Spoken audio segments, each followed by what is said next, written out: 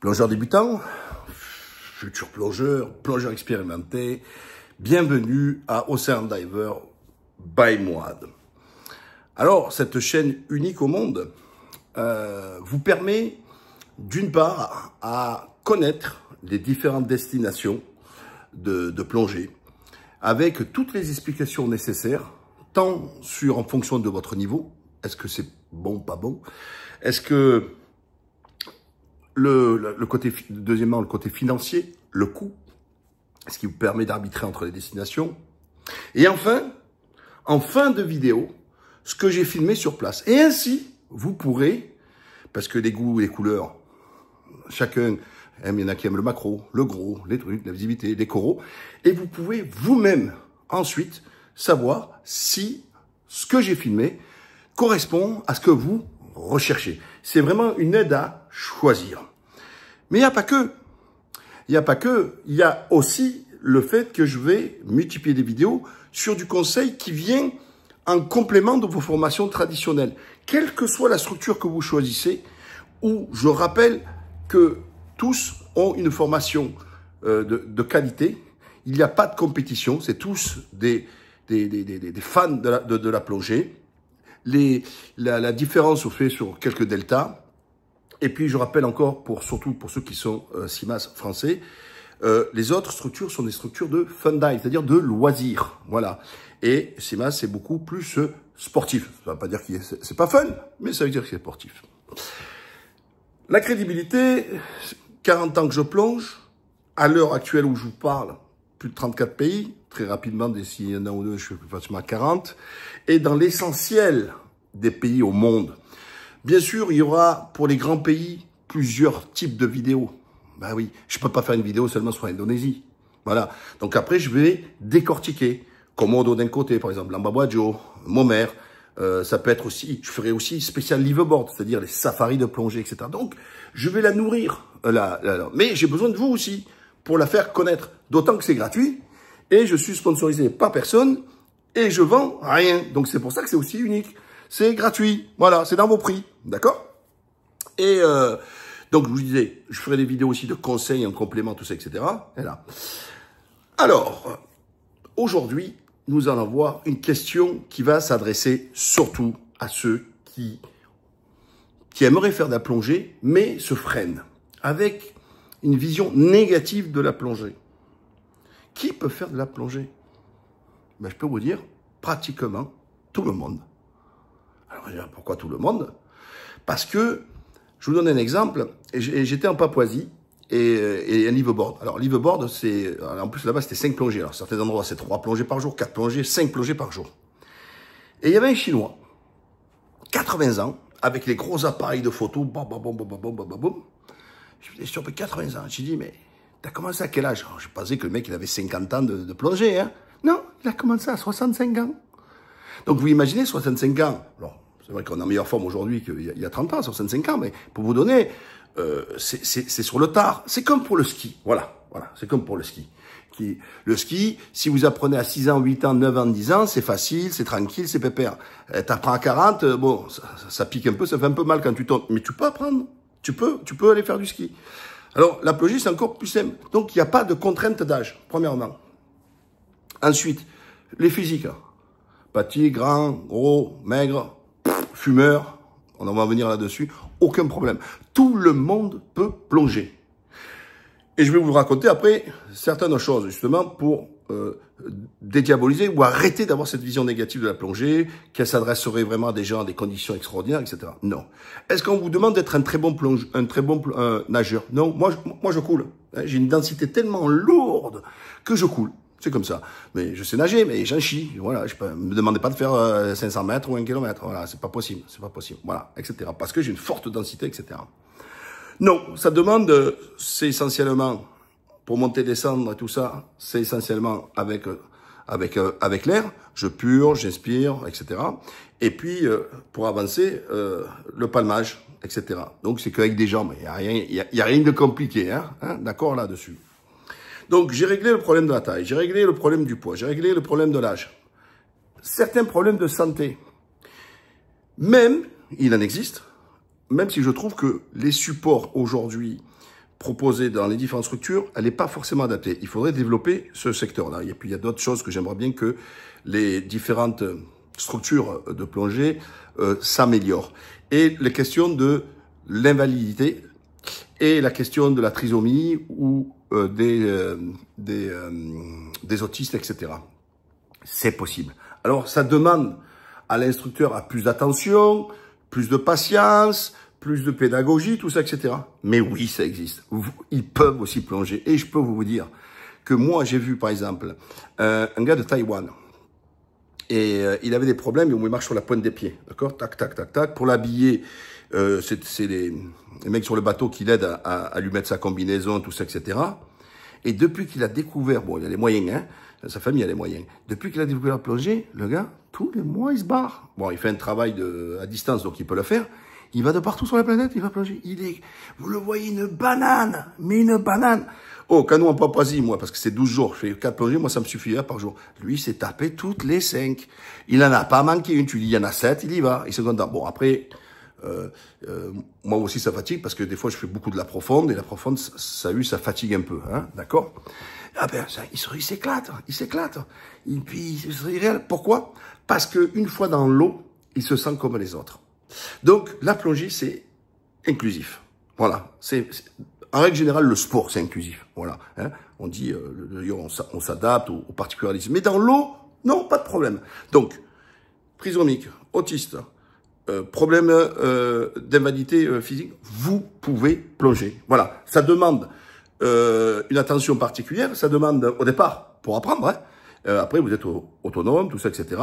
Mais c'est possible. Vous voyez? Voilà, donc ça, je mets vraiment l'accent là-dessus parce que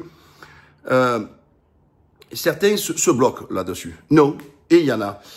J'ai moi descendu des personnes qui ont eu des gros accidents de moto avec toute une jambe complètement mobilisée.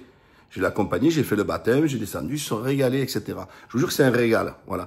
Et souvent, ces personnes-là, elles sont tellement surprises de pouvoir le faire et que leur enthousiasme et leur... ouais, c'est ça, leur enthousiasme est multiplié par 10 par rapport à une personne dite valide. Ouais, d'accord?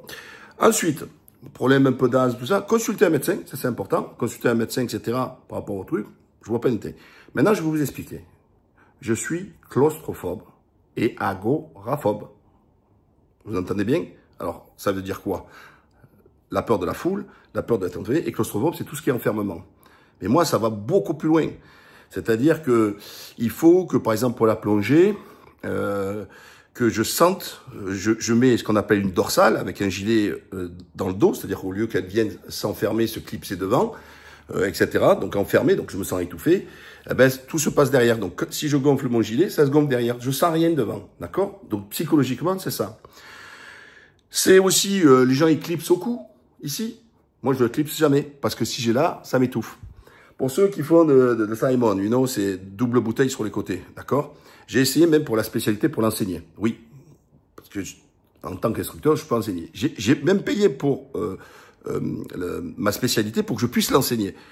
Rien que sur Terre, en essayant de faire un truc, j'ai arrêté. Pourquoi? Parce que j'avais des difficultés sur rapidement dégager ma bouteille. Donc, de fait, psychologiquement, si je peux pas me dégager rapidement, même pas en rêve que je peux le faire. Et ensuite, avec 2 régulateurs, il y en a un qui on s'en sert parce qu'on passe d'un à l'autre, d'accord? Et je l'ai mis là. Rien que le fait de les avoir autour du cou, les tuyaux, ma claustrophobie, pas bon. Voilà, vous voyez. Et pourtant, ma position naturelle, avec mes 2 jambes comme ça, voilà, je suis comme ça, d'accord? Donc, j'ai une position naturelle pour le faire, avec une bouteille là, une bouteille là. Donc, et mes jambes levées comme ça, d'accord? 45 degrés, 90 degrés. Donc, c'est ma position naturelle, d'accord? C'est ma position naturelle, sauf que je peux pas le faire. Voilà, parce que je suis claustro. Je suis capable de vous mettre sous l'eau, de temps en temps. D'ailleurs, je le fais. D'ailleurs, ça fait pas de mal, d'ailleurs, hein, pour ceux qui m'écoutent, qui ont un peu d'expérience. C'est pas mal de temps en temps de se faire des exos sous l'eau, d'enlever son équipement, se le remettre et tout ça. Je le fais en plein bleu, j'ai pas besoin de mettre la bouteille sur du sable ou n'importe quelle position. Paf, je l'enlève. Il faut que en 10 secondes chrono, c'est tout est enlevé. Parce que je la connais par cœur. Je connais mon gilet par cœur. J'ouvre mes bretelles, paf, ça dégage de suite. Et l'autre élément qui va peut-être interpeller certains d'entre vous, je plonge sans combinaison. Voilà. J'avais une limite à l'époque de 21 degrés. J'ai battu entre guillemets, mon record, c'est pas une compétition, mais c'est pour vous dire, j'ai dépassé mes trucs. En Afrique du Sud, Mozambique, à 18 degrés, enfin, surtout en Afrique du Sud, 18 degrés. Et au Galapagos, non pas sur Wolf et Darwin, mais sur Isabella, tout ça, l'eau est à 15 degrés. Voilà, j'ai battu. Mais je pense pas que je peux en faire 4 par jour à 15 degrés. Mais je l'ai fait à 15 degrés. Voilà, c'est mon record. Voilà. Donc, je supporte pas. Parce que ça m'étouffe. Vous voyez, me sentir comme une merguez, là. Vous voyez, un chipolata et tout. C'est pas possible pour moi.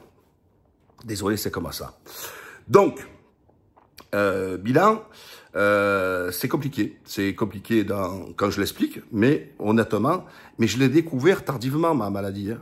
C'est même pas un docteur, c'est moi-même qui l'ai vu. C'est pas normal, voilà. Et ça s'amplifie avec l'âge, d'accord? Et ça s'amplifie.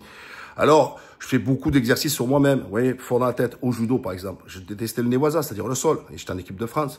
Donc je verrouillais, d'accord, je me mettais en défense et tout, je fermais, je supportais pas le sol. Debout, d'ailleurs, il y en a qui le savaient, j'aime pas si on vient me chercher derrière, donc il faut que je repousse, je me mette à distance, parce que je suis claustro, je supporte pas qu'on vienne me coller. Donc le corps à corps, c'était pas mon truc, même si le judo, c'est un sport de contact, d'accord, mais pour les gens qui connaissent un peu le judo, le corps à corps, c'est vraiment un peu comme la lutte à venir à lutter. J'aime pas. Voilà, etc. Parce que je suis pas à l'aise. Voilà. Donc, j'ai besoin de cette distance. Donc, je suis vraiment atteint, comme on dit. Voilà. J'ai eu, à un moment donné, c'était au Mozambique, on était en bateau-queue avec des instructeurs, et on a dit, comme c'était surtout du profond, on dit, on va aller faire une plongée avec décompression. Et donc, alors qu'en général, ce qu'on appelle la fun dive, la vie de loisir, c'est ce qu'on dit, on fait no déco, non décompression. Donc c'est quoi? C'est des paliers de sécurité. Quand vous faites le no déco, le fun dive, le loisir, à tout moment, vous pouvez monter en surface sans aucun danger. Aucun.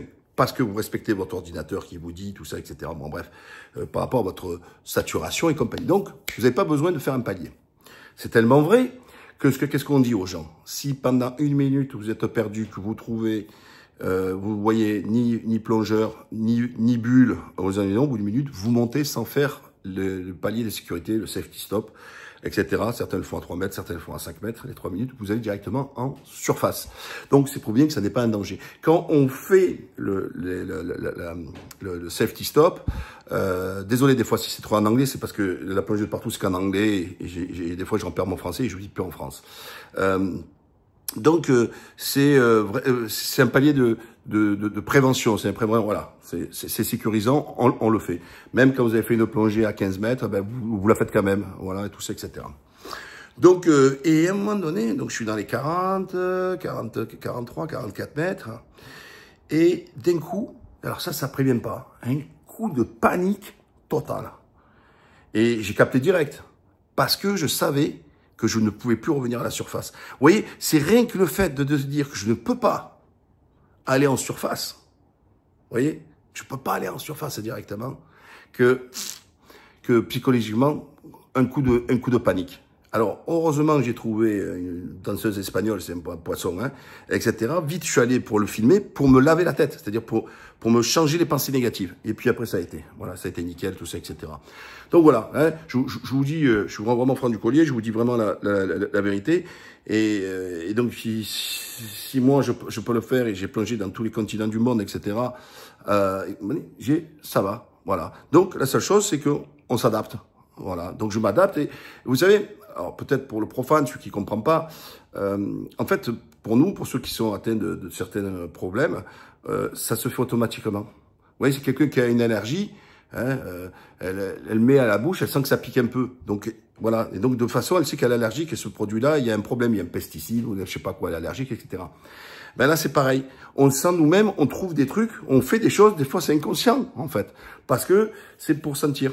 Je dors du côté droit, mais il faut que ma jambe, elle sorte directement à l'extérieur. Je sais pas pourquoi. Bref, j'ai plein de trucs comme ça qui sont liés à une pathologie, etc. là-dessus. Et je plonge. Voilà. Donc, si j'ai pris le temps de vous raconter sur ma personne, c'est pour vous dire que c'est possible. Voilà. Ensuite, qui peut faire de la plongée? Donc, vous avez vu, j'ai quand même bien parlé un peu de tout. Et que y a très peu de personnes qui sont exclues à la plongée. Par contre, il y a des attitudes qui sont à être exclues. Vous ne fumez pas un chichon un chiche avant la plongée. C'est interdit, mais oubliez ça.